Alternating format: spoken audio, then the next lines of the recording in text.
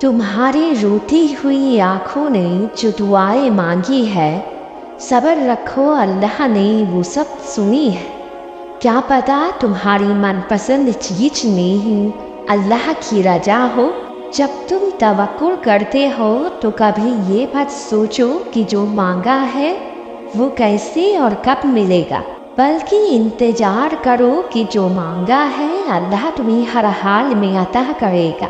देखना अल्लाह कैसे तुम्हारे लिए वसीले बनाएगा और तुम्हारी हर एक दुआ को कबूल करेगा। अपने रब की रहमत से मायूस नहीं हो। वो जो कुन कहते तो यकीनन जिंदगी फिर से आबाद हो जाती है। तबीयत खराब है, दुख और तकलीफों ने चारों तरफ से घेर रखा है। सारे रास्ते बंद नजर आ रहे हैं और इन तकलीफ की वजह कोई और नहीं, मेरे अपने हैं।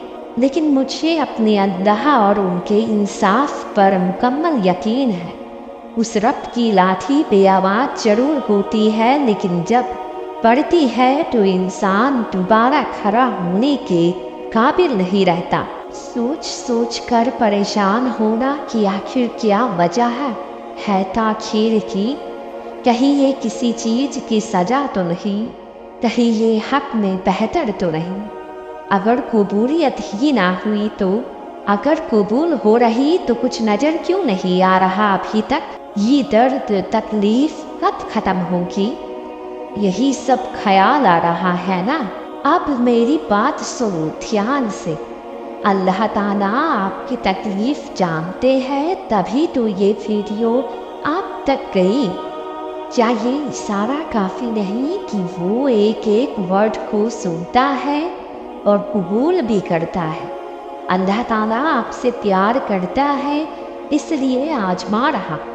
और ताखीर इसलिए है क्योंकि अभी आपके लिए ये वक्त नहीं सही है, और कोई भी चीज़ बगैर सही वक्त के अच्छी नहीं लगती। और ये आजमाइश बस आपको अल्लाह के करीब करने के लिए है, और आपकी हर दुआ कबूल हो रही है।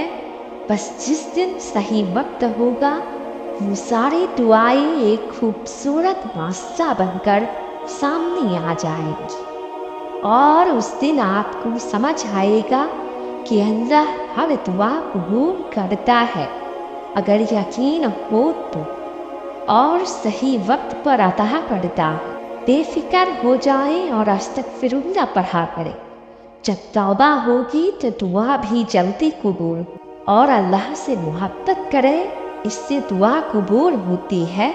जो नहीं है उसके लिए फिक्रमंद होना गलत नहीं, पर जो है उसका शुक्र करना उतना ही जरूरी है जितना दुआ करना।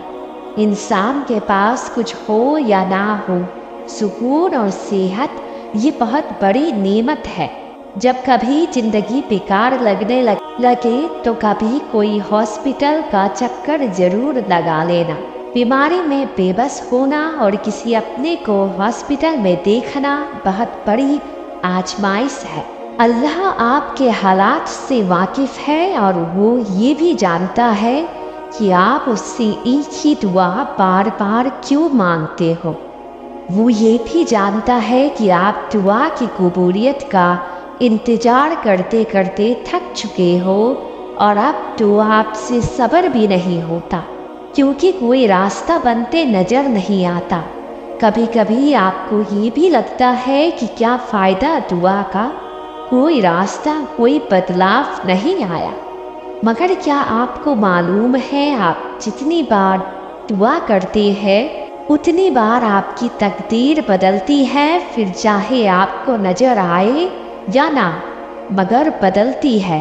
क्या आपको मालूम है अल्लाह ताला आपके एक एक वर्ड को सुनता है, मगर सही वक्त का इंतज़ार करता है। आपको क्या लगता है अगर आपकी दुआ ने कबूल ना होना होता तो अल्लाह क्यों आपको दुआ की तौफीक देता, और आपको दिल से दुआ का ख्याल भी ना निकालता। आखिर क्यों बार बार आपको एक नई उम्मीद देता।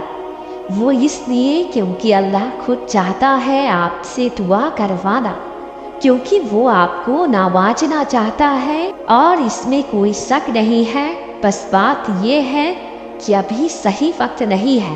جیسے ایک پیدا ہوئے بچے کو ہم چلنا نہیں سکھا سکتے، اسی طرح ابھی آپ کو ان ذمہ داریوں میں ڈالنے سے پہلے اللہ آپ کو مختلف طرح سے مضبوط بنا رہا، مگر یہ تاخیر میں بھی ایک ایک قبولیت کے اسباب بنائے جا رہے ہیں، بس صحیح وقت آتے ہی معجزہ ہو جانا ہے۔ اور اللہ فرماتا ہے قرآن کریم میں تو دعا مانگنے والوں کی دعا کو قبول کرتا ہوں، پر وہ بھی تو مجھ پر کامل یقین رکھے۔ جو تھک گیا ہے دل تمہارا، بتاؤ اسے کہ اللہ سبحانہ و تعالی ہے نا۔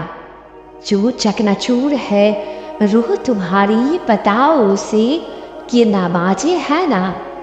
کہے جو کوئی نصیب میں نہیں، بتاؤ اسے کہ دعائیں ہے نا۔ جو ذہن بے سکون ہے تمہارا، بتاؤ اس کے کہ قرآن ہے نا۔ جو کہے ممکن نہیں یہ، بتاؤ اسے کہ تہجد ہے نا۔ جو دل کہے درد کی انتہا ہے اب، بتاؤ اسے کہ صبر ہے نا۔ جو دل کہے ٹوٹ گیا ہو، بتاؤ اسے اللہ کی رحمت ہے نا۔ جو جہد کہے راستہ نہیں کوئی، بتاؤ اسے کہ معجزہ ہے نا۔ لوگ کون ہوتے ہیں یہ کہنے والے کہ اب کچھ نہیں ہو سکتا؟ لوگ کون ہوتے ہیں تم کو یہ بتانے والے کہ اب دعا کرنے سے بھی کچھ نہیں ہوگا؟ کیا انہوں نے دعاؤں کو قبول کرنا ہے یا پھر انہوں نے تمہارا نصیب دیکھا ہے؟ کیا ان لوگوں نے تمہارا مقدر کا فیصلہ کرنا ہے؟ نہیں نا، تمہارا نصیب اور مقدر صرف اللہ کا محتاج ہے۔ تمہارا نصیب صرف اللہ نے لکھا ہے، اور وہی اس نصیب کو تمہاری دعاؤں سے بدل بھی سکتا ہے۔ تم تب بھی دعا کرنا مت چھوڑنا جب حالات ناممکن لگے، تم تب بھی اللہ پر یقین رکھنا جب کوئی راستہ نظر نہ آئے۔ راستے، وسیلے اور اسباب یہ سب صرف اللہ کے ایک حکم کے محتاج ہے۔ جب اللہ نے تمہارے لیے معجزہ کرنا ہوگا نا، تب وسیلے بھی بن جائیں اور اسباب بھی دکھنے لگیں گے۔ بات ساری یقین کی ہے کہ جتنا یقین تم اللہ پر ناممکن حالات میں رکھو گے، اتنا ہی اثر تمہاری دعاؤں میں ہوگا۔ یقین اللہ پر رکھو، راستے پر نہیں۔ معجزۂ صبر کی آخری حد پر ہی ہوتی ہے۔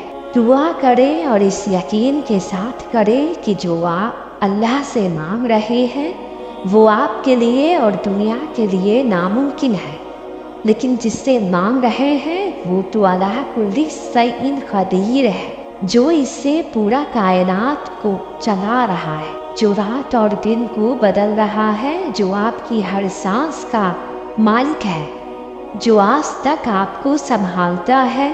کیا وہ آپ کی دعا قبول نہیں کر سکتا؟ اس سے جب بھی مانگو، جیسے بھی مانگو، وہ سنتا ہے، بس یقین کو کامل کر کے مانگو، کیونکہ جن سے مانگ رہے ہو نا، ان کے لیے کچھ بھی مشکل نہیں ہے۔ بہت جلد آپ کو نظر آئے گا آپ کا دعا قبول ہوتا ہوا۔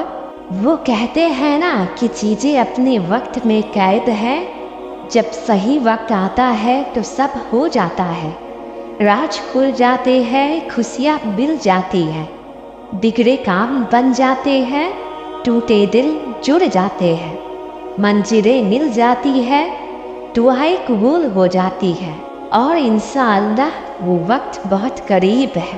اللہ پر یقین کرنے سے وہ بھی مل جاتا ہے جو تم نے کبھی مانگا بھی نہیں۔